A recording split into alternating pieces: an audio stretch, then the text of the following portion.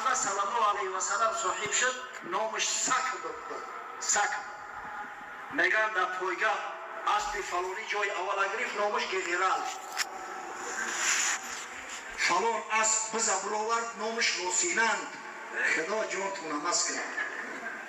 پیغمبر محبوب اسب داره، آخی مادام اسب دوست می‌داری بیمار داری، نام اسب پیغمبر دارم اسب ما اخلا تبرکان.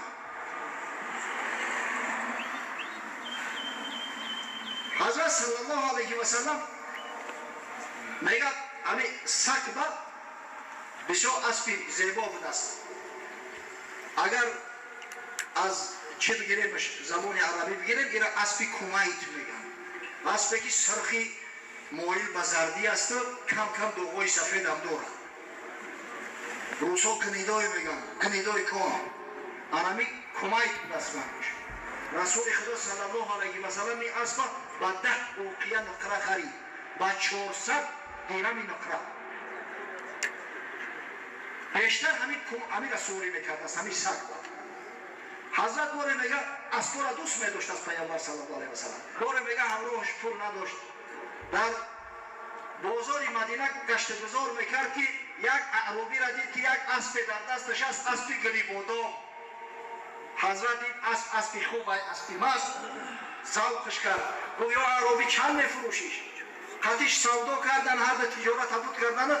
گفت اگه بیاده پول تا بتون یا از بازار ببراریمش، من پولم ختم نیسته، من مقصد که رستشاتت کنم، پول تا بگردانم بتون. در وهم اومدن که یک منافق بدبخت دید که پیامبر صلی الله علیه و سلم اسب خریدار است، اومد نرخش دویلوی کرد. رو منده برابر میتونه دای نفروش. اعرابی ای قولش گشت، من تدا نمیفروشم، من تدا سودا نکردم. گوه جوان مقصد که تجارت کردی، تو بیعت کردی، سودا کردی. گفت که شاهد بیار که من خطیت سودا کردگی. اگر شاهد داشته باشی مایلش، نداشته باشی من این ملک هم بفروشمش. یکی ای صحابه پیغمبر که اون مردم مدینه منوره بود با نام خزیمه ابن ثابت ناخواست همونجا پیدا شد. وقتی دعوا را گوش کرد گفت من شهادت میتونم، من گواهی میتونم که رسول الله صلی الله علیه و سلم اسب است خرید. وقتی تجارت خلاص شد اون ناعلاج شد، اسب با حضرت داد. پیامبر خدا صلی الله علیه و سلم با خزیمه ابن ثابت گفت که اوه خدا جان تماس کنه، وقتی ما تجارت کردیم تو نبودی، این تو چیکار شاهدی داری؟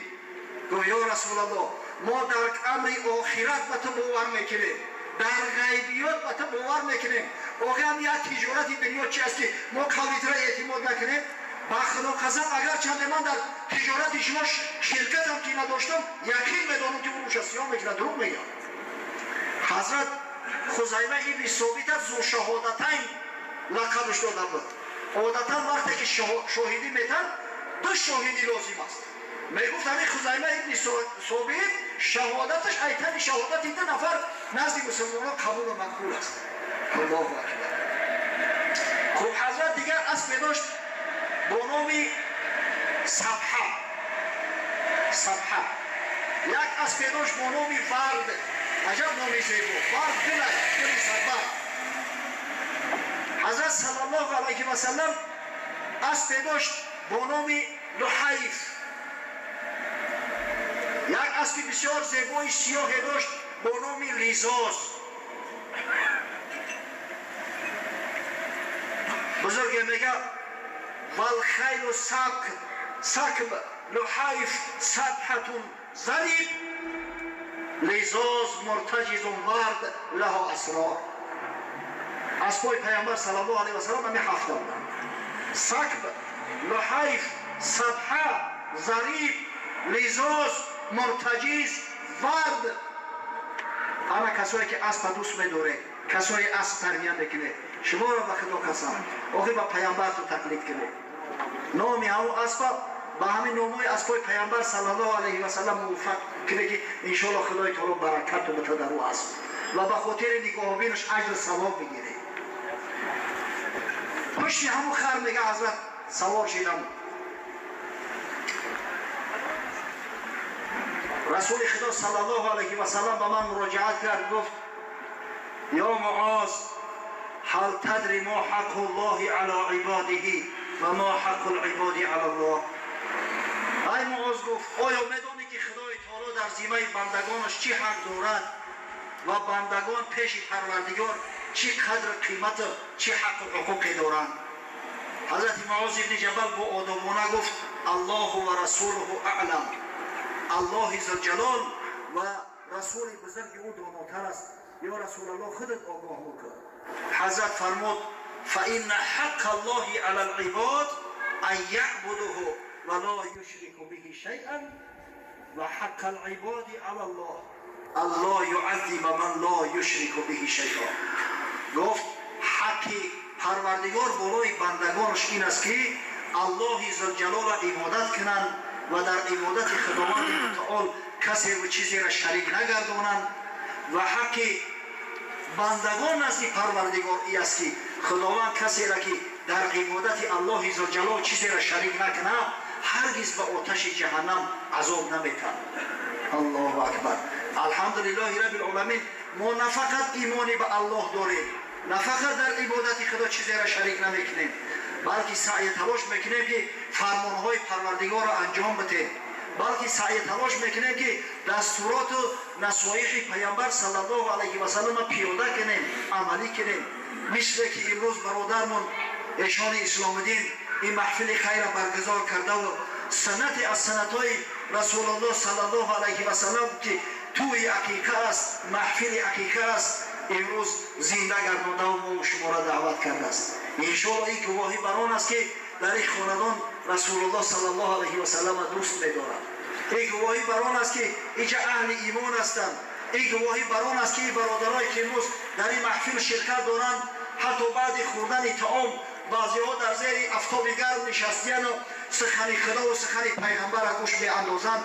اینا امتان واقعی محمد صلی الله علیه و سلم هستند. خوشا به حالتون، خوشا به حالتون. کنتم خیر امت اخرجت للناس. شما بهترین امتی هستید که در طول تاریخ بشر پا به عرصه هستی گذاشته اید.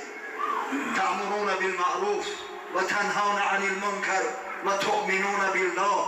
زیرا شما امری به معروف دارید، زیرا شما از منکرات همدیگر را باز می‌دارید، زیرا شما ایمانی درست به خدا دارید، زیرا شما محبت به محمد مصطفی صلی الله علیه و سلم دارید. خداوند این طفلک که امروز سبب گرد آمدن ما و شما در سر این دسترخوان نعمت در این خاندان نجیب گشته است و باباش به هزار امید و آرزو نام فرزندک حدیث گذاشته است. حدیث اصلا حدیث در زبان عربی چیزی نمیگن. زیر قدیم حدیث چیزی نو پیدا را میگن. همچنین حدیث به معنای کلام میآید، سخن میآید. اما الحمدلله ما و شما مسلمانان وقتی کلمه حدیث شنیدیم اول چیزی که در ذهنمون میگذرد این است که سخن پیامبر صلی الله علیه و سلم یا عمل پیامبر صلی الله علیه و سلم یا تقریر پیامبر که رسول خدا صلی الله علیه و سلم سخن را شنید قبول کرد یا عمل را دید منع نکرد. همین چیز اول چیزی که در ذهنمون میآید همین است و هر مسلمان را دلخواه مسلمان اگر بگوی که حدیث چی است اول پاسخی که به سوالت میکنه انمی است و ایشان اسلام الدین هم نبیرش محض به همین خاطر حدیثان کرده است که از احادیث پیامبر صلی الله علیه و سلم برخوردار بگرده و حدیثا را حفظ کنه، حافظ قرآن و حدیث رسول الله صلی الله علیه و سلم را وایه برسد. برادر شامل نام خودش حدیث. به حضرت یک عمل خیر هم داره ایشان اسلام الدین. یک استودیه به نام شامل حدیث رو عمل میکنه. همون استودیه را نامش امروز ثابت کرد و عملا در حیات تطبیق نمود. یک دست صدا نداره.